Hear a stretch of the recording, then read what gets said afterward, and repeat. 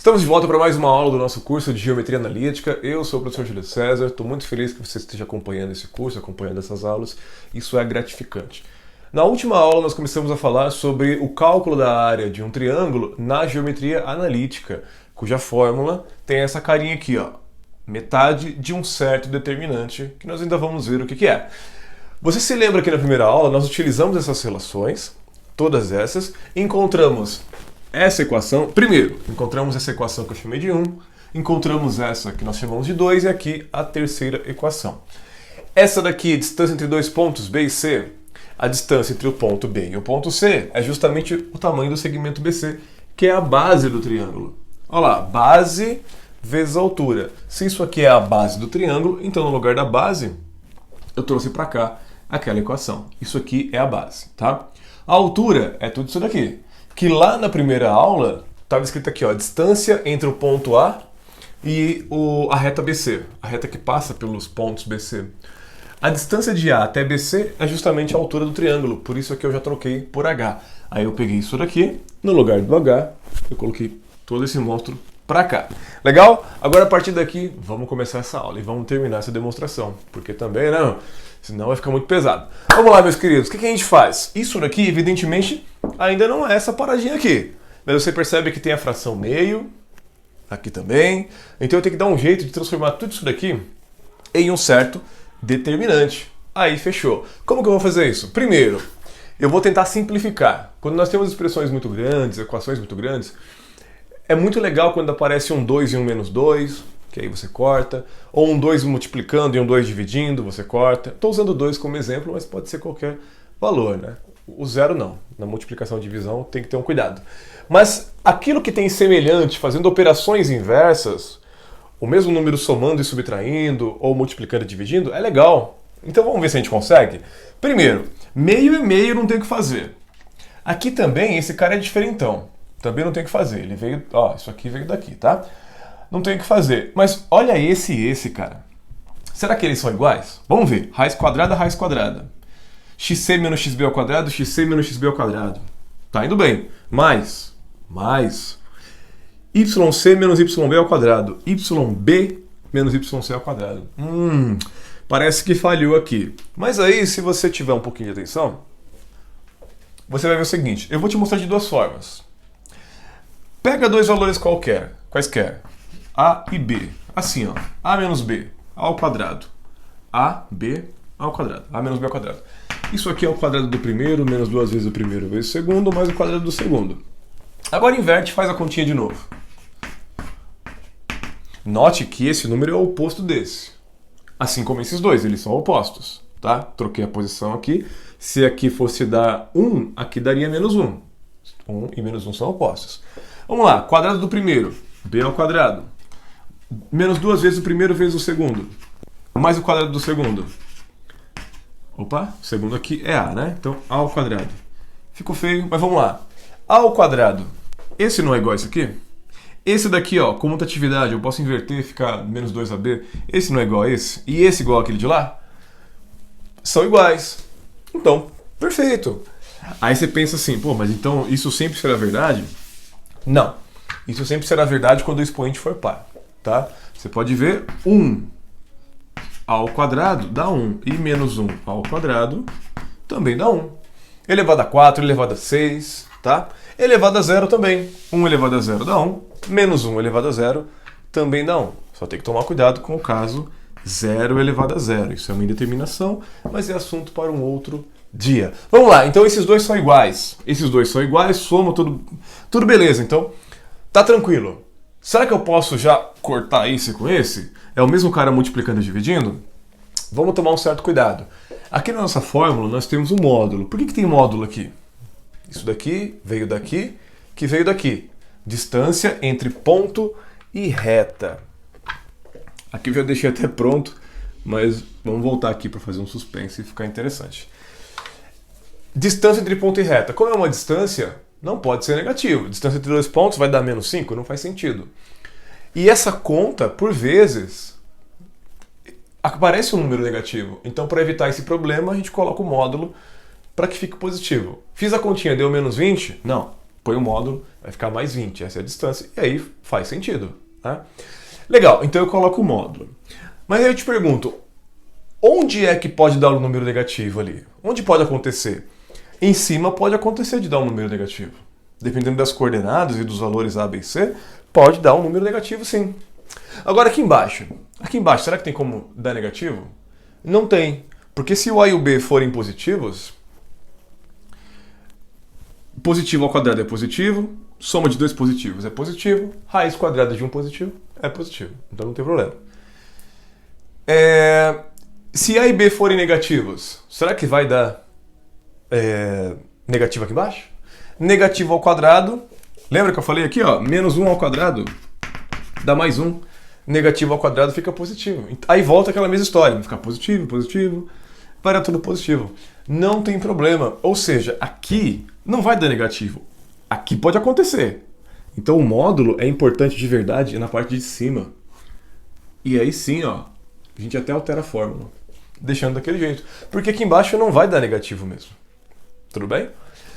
E agora sim, ó, esse cara daqui corta com esse daqui. Aquilo que a gente costuma fazer, né? Corta. Mas não é assim também, tem que ter critério. O que sobrou, meu querido? Sobrou ainda tudo isso daqui, mas não dá para reclamar. Olha a limpeza que a gente fez na conta. Nós teremos o quê? A área do triângulo é igual a metade de quem? Daquele módulo lá, ó. YB menos YA, que multiplica XA, mais XC menos XB, que multiplica YA, XA, YA, mais XB, YC, menos XC, YB, e fecha o módulo. Só para copiar isso aqui vai metade da aula, né? Agora eu vou fazer uma coisinha com você aqui, ó. Você vai ter que lembrar um pouquinho do que aconteceu na primeira aula. Aqui é XA, eu vou por enquanto tirar esse A, só para você lembrar uma coisinha. Aqui no Y também.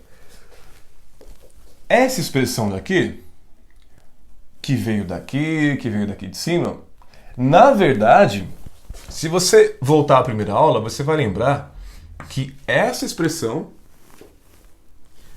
veio dessa continha aqui, ó, desse determinante. Tenta lembrar aí, ó. Se você não lembrar, se você não anotou, você pode voltar depois à aula e você vai ver que ele veio justamente daqui. Então vem comigo. Esse x aqui, ó. Primeiro, YB, cadê? YA. Não, eu falei errado, aqui é YC, né? Copiei errado, ó. Volta aqui o azulzinho. Olha aí, ó.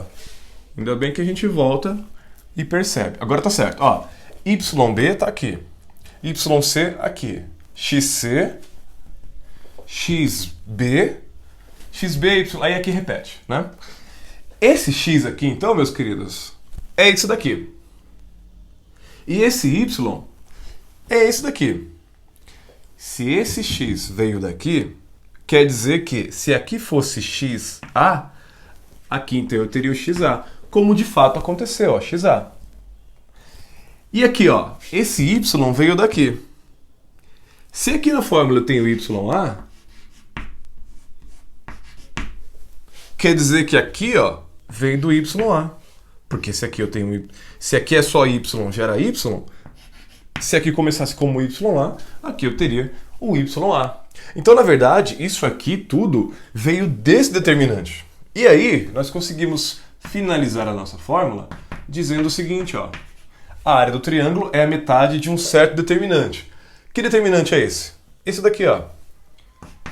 XA, YA, 1 XB, YB, 1 XC, YC e 1. E essa é a fórmula que nós queríamos, a qual nós queríamos chegar, tá? Perceba que aqui, claro, esse determinante tem que ser positivo. Eu não vou colocar uma barra de módulo porque vai confundir com a barra de determinante. Então fica assim. Mas como nós estamos falando de áreas, tem determinantes que nós calculamos e o resultado dá negativo. Como é área, tem que considerar em módulo. Então aqui, ó, módulo do determinante, tá? Então, em módulo. Ah, fiz a conta e deu menos 30. Então, módulo mais 30. Divide por 2, porque aqui é multiplicando por meio, né? Divide por 2. Vai dar 15. Olha que simples. Mas o que é legal aqui, ó, é você notar o seguinte: a área de um triângulo na geometria analítica pode simplesmente ser calculada da seguinte forma. Você calcula o determinante entre o determinante da matriz formada pelos elementos, pelas coordenadas dos três vértices, as coordenadas de A, de B e de C, tem que pôr a coluninha do 1, isso já foi explicado no meu canal, tá? Para montar uma matriz quadrada. Calcula isso daqui, o número que deu, pega ele positivo e divide por 2. Multiplica por meio, divide por 2, dá na mesma. O número que der será a sua resposta, será a área do triângulo. Simples, simples, simples, assim. Tudo bem? Comentário rapidinho para você.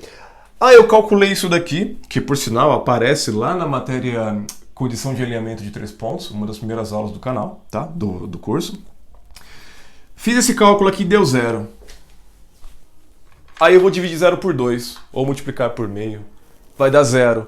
Oh, mas triângulo com área 0? Então isso daí é um caso, meu querido. Quando o determinante, você pega 3 pontos, calcula o determinante, isso dá 0, isso não era justamente a condição de alinhamento para 3 pontos que nós vimos lá no comecinho do curso? Acho que na quinta aula, talvez, ou sexta. Quer dizer que os pontos são alinhados. 3 pontos colineares formam um plano? Não. E triângulo é uma figura plana. Então, 3 pontos colineares, 3 pontos que estão numa mesma reta, que pertencem a uma mesma reta, não formam plano. Plano nenhum, inclusive o triângulo. Portanto, isso aqui não é triângulo. Sacou a ideia? Então, esse comentário foi um pouco a mais, né?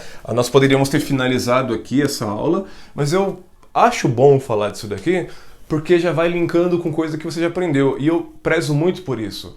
Uma teoria está amarrada à outra, uma dá base para a outra, uma complementa a outra.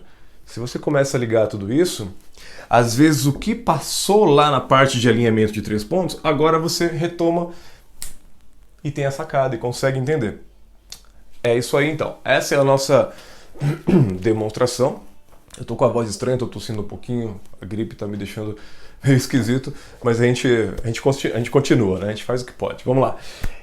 Essa então aqui é a nossa segunda parte da demonstração da fórmula que calcula a área de um triângulo na geometria analítica a partir dos seus 3 vértices. É bem facinho. Espero que você tenha gostado. Como é de praxe no canal, eu peço para que você se inscreva, para que você dê like, para que você pergunte aí nos comentários caso tenha alguma dúvida. E eu peço também que você continue acompanhando, porque, como é de costume, nós temos aula de teoria, onde nós demonstramos, explicamos, e depois tem aula de exercício, onde nós aplicamos. Tudo bem? Então, explicação, aplicação, aprendizado. Muito obrigado por ter estado comigo em mais essa aula. Eu te espero na próxima. Valeu, até lá.